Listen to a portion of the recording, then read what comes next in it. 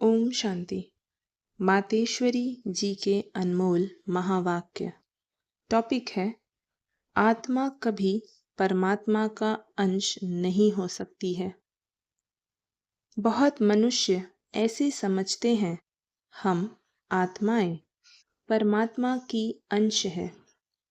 अब अंश तो कहते हैं टुकड़े को, एक तरफ कहते हैं परमात्मा अनादि और अविनाशी है, तो ऐसे अविनाशी परमात्मा को टुकड़े में कैसे लाते हैं?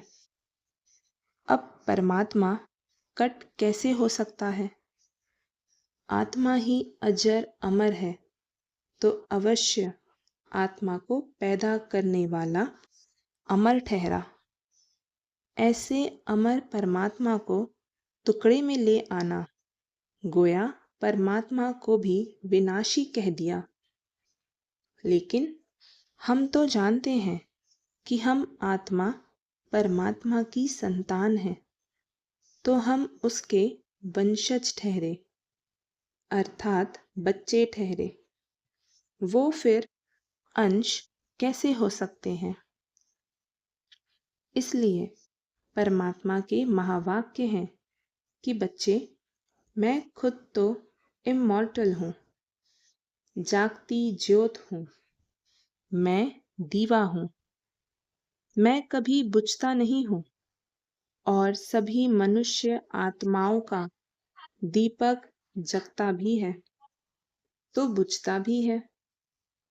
उन सबको जगाने वाला फिर मैं हूँ, क्योंकि लाइट और माइट देने वाला मैं हूँ। बाकी इतना जरूर है, मुझ परमात्मा की लाइट और आत्मा की लाइट दोनों में फर्क अवश्य है। जैसे बल्ब होता है, कोई ज्यादा पावर वाला तो कोई कम पावर वाला होता है, वैसे आत्मा भी कोई ज्यादा पावर वाली कोई कम पावर वाली है। बाकी परमात्मा की पावर कोई से कम ज्यादा नहीं होती है। तभी तो परमात्मा के लिए कहते हैं, परमात्मा सर्वशक्तिवान, अर्थात सर्व आत्माओं से उसमें शक्ति ज्यादा है। वही सृष्टि के अंत में आता है। अगर कोई समझे परमात्मा सृष्टि के बीज में आता है, अर्थात युगे युगे आता है, तो मानो परमात्मा बीच में आ गया, तो फिर परमात्मा सर्व से श्रेष्ठ कैसे हुआ?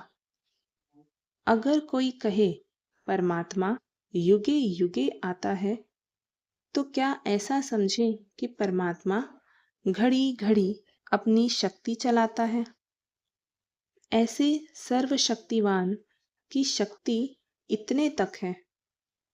अगर बीच में ही अपनी शक्ति से सबको शक्ति अथवा सद्गति दे देवे, तो फिर उनकी शक्ति कायम होनी चाहिए।